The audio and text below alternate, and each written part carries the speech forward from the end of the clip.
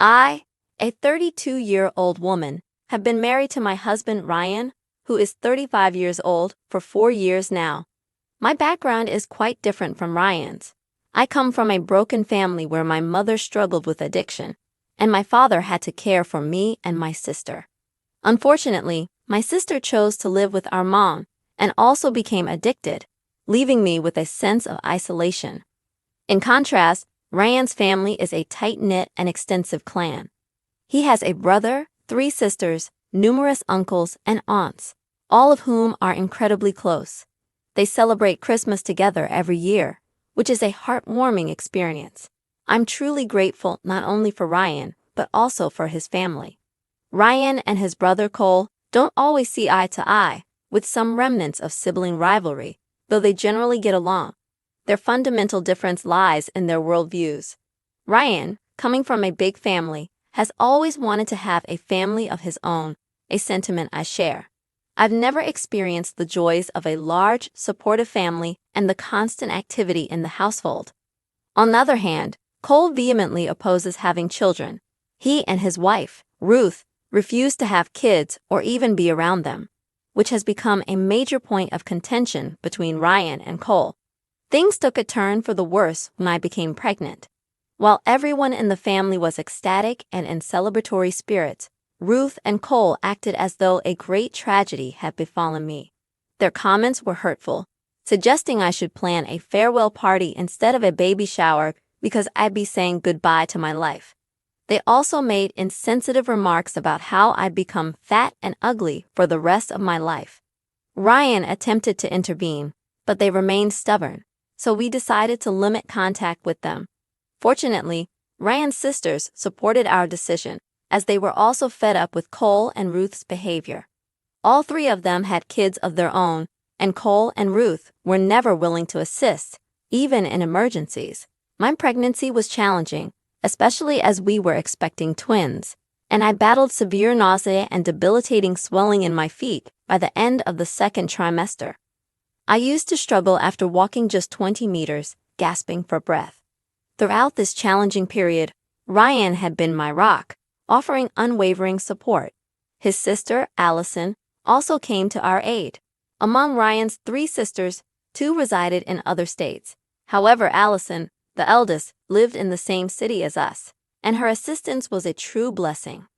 Allison herself had a 3-year-old daughter named Sarah, who was an absolute sweetheart. Sarah adored spending time with both Ryan and me and never missed an opportunity to help with babysitting. When my twins were born, our entire family came to celebrate the joyous occasion. However, Cole and Ruth, Ryan's brother and sister-in-law, were notably absent. Despite the help from the rest of the family, managing 2 infants was quite a challenge, but having the support of my family made things more manageable. Then, one night, at 11 p.m., I received a call from Child Protective Services, CPS, informing us that both Ryan and I were required to immediately go to a specific address. I explained that I had twins and at least one parent needed to stay with them. CPS insisted that I come while leaving Ryan with the children, as they had received a report of an unattended child alone in a house a few streets away, and that house belonged to Cole. My mind raced with a million thoughts as I made my way there. Initially, I assumed it was a mistake. I even considered the possibility that one of the 2 had a secret child, but it seemed highly unlikely. Upon arriving at the house, I saw several officers present and a terrified, sobbing Sarah. She was crying so hard that it seemed her lungs might burst. Without hesitation, I rushed to her and embraced her tightly as she clung to me. Sarah's emotional state shocked me. Allison was nowhere to be found, and the CPS representatives began asking me how I knew Zara and if I was aware of her mother's whereabouts. I explained that she was my sister-in-law's daughter, and I was often the one to babysit her in case of emergencies. It left me bewildered as to why Sarah was in this situation. They requested that I call Allison, but she was not answering her phone. Additionally, they inquired with the person who had informed them about what he had witnessed. He explained that he had witnessed a tall woman with short brown hair driving up with Sarah a few hours earlier.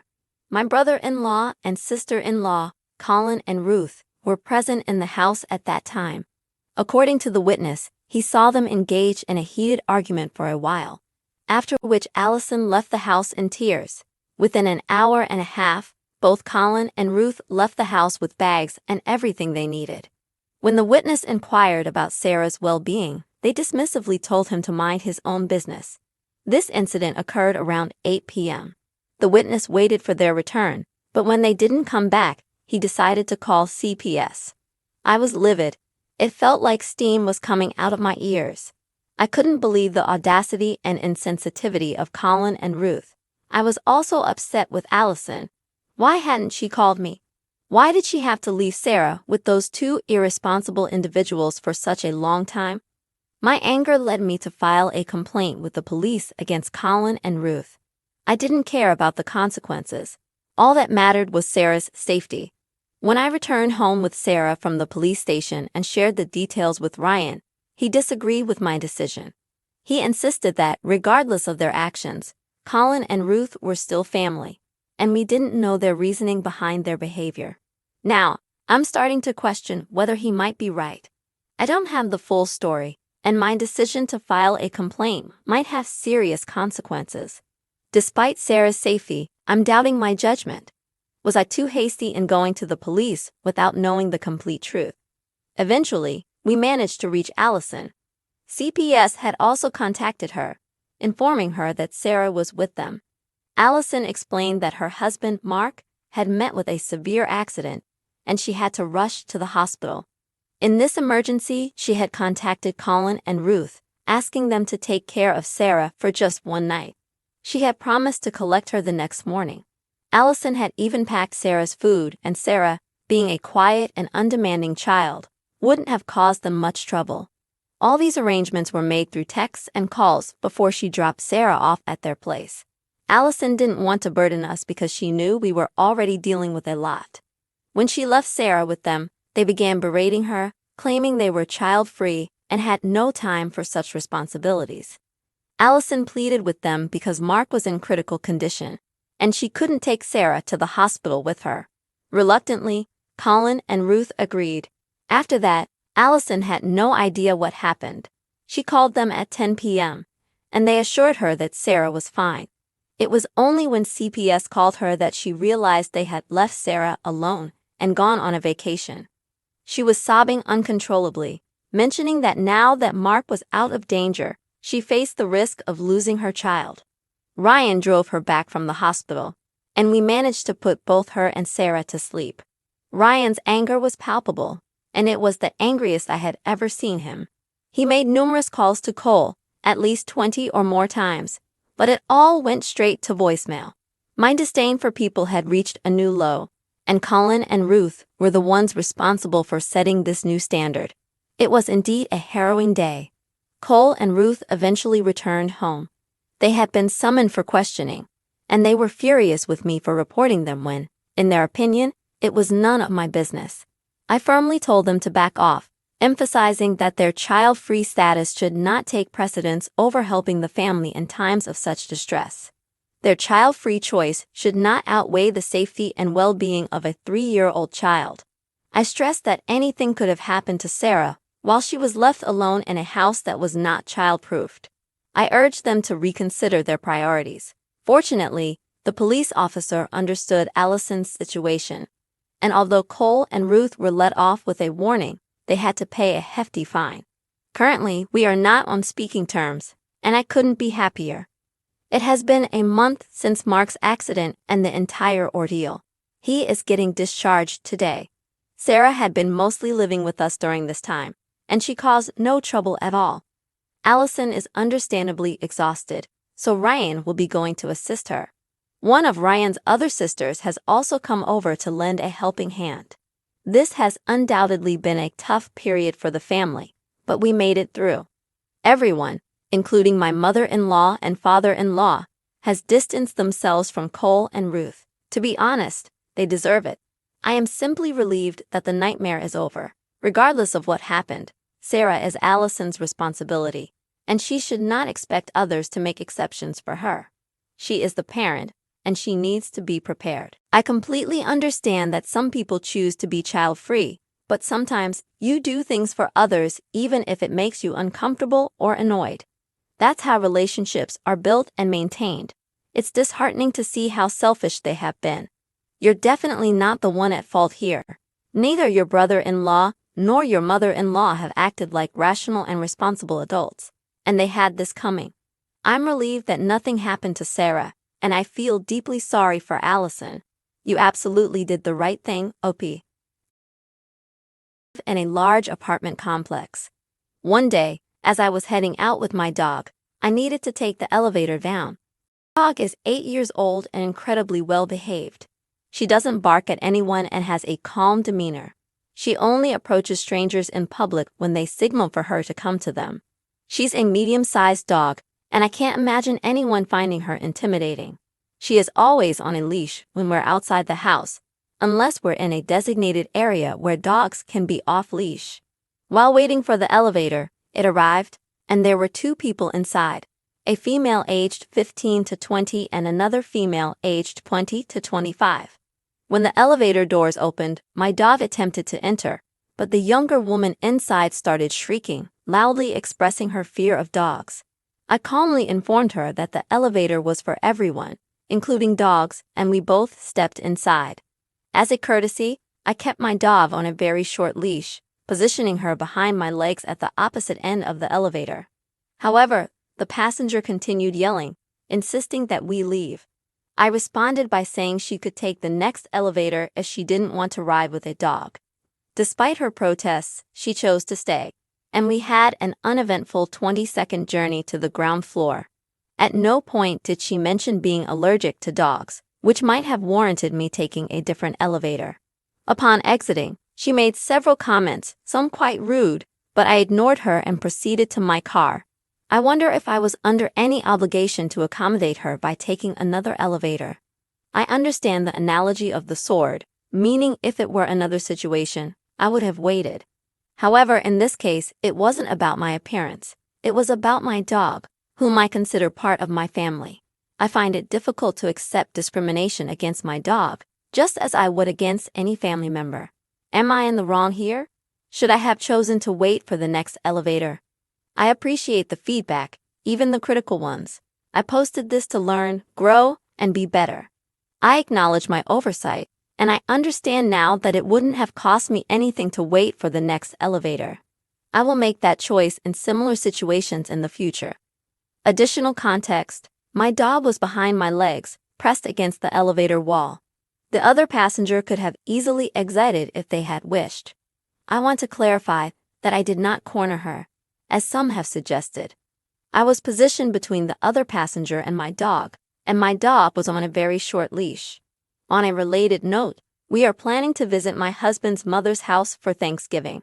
I brought up a month ago that we should time our visit differently because my 1-year-old son, whose birthday falls in February, needs a nap and already has issues with being at their house. My son doesn't particularly enjoy visiting their house for some reason, and he's quite resistant to being put down. However, we had a breakthrough in making plans for our Thanksgiving visit. He had a full nap right before we left for their house, which made him more receptive to being there. My mother-in-law and I decided that it would be best for everyone if we met up at their house around 5 in the evening. This way, my son could have a proper nap, eat when he got there, and feel more comfortable.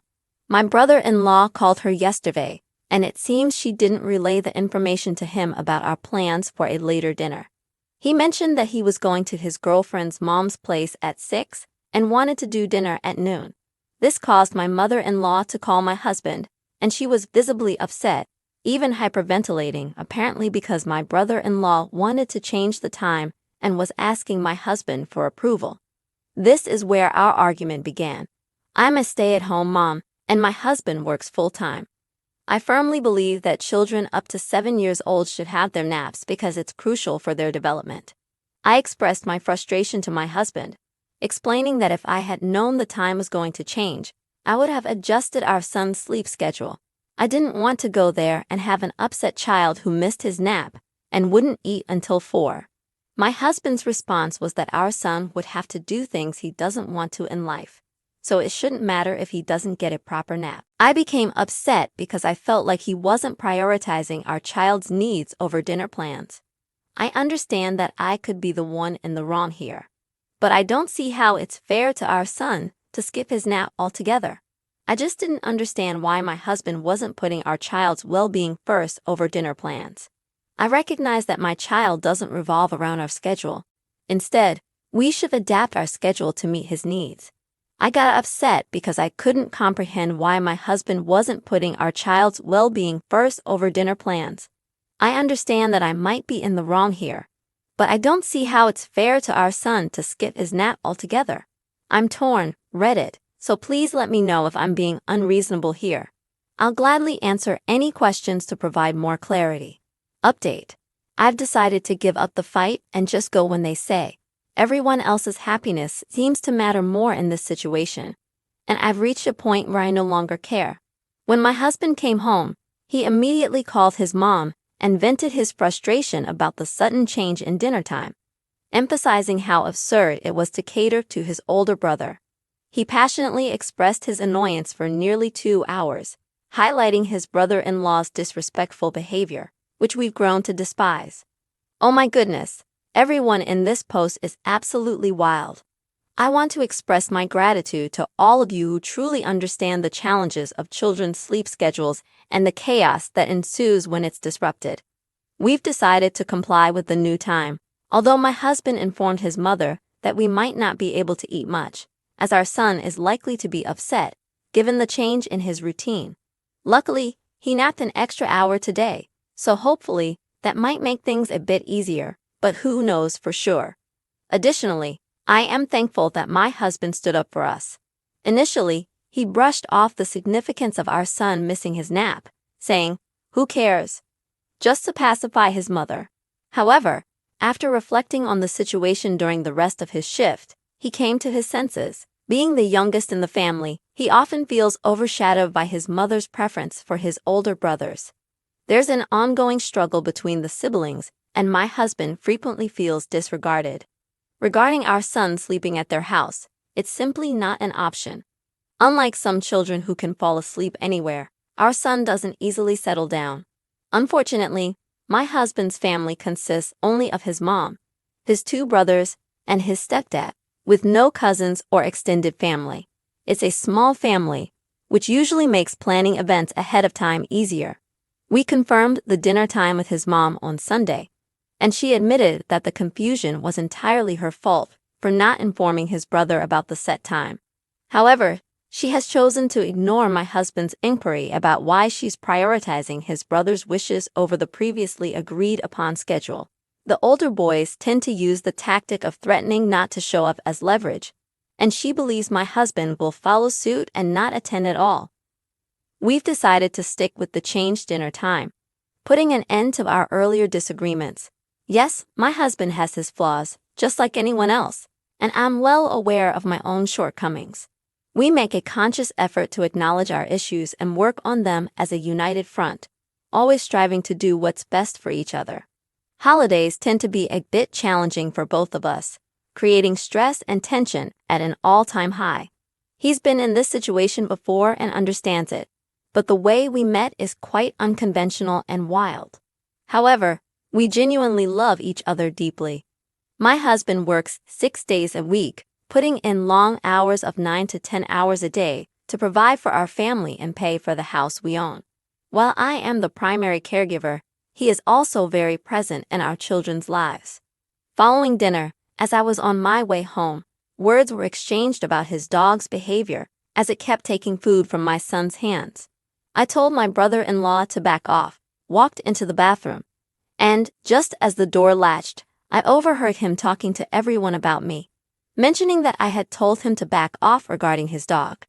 Frustrated, I stepped out of the bathroom and impulsively grabbed a handful of freshly carved turkey, which I threw straight at his face. My husband had to step in to calm us down, and then went to find his mom, who was likely hiding upstairs, possibly in tears. He eventually convinced me to return inside to finish dinner.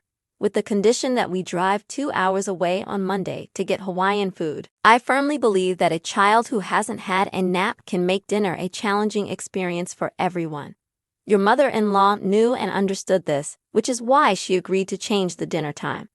If you go and your son misbehaves, make sure your husband and brother-in-law step up and deal with it. What are your thoughts on today's stories? Feel free to share your opinions in the comments below. Don't forget to leave a like and subscribe, as it greatly supports the channel. We look forward to seeing you in the next one.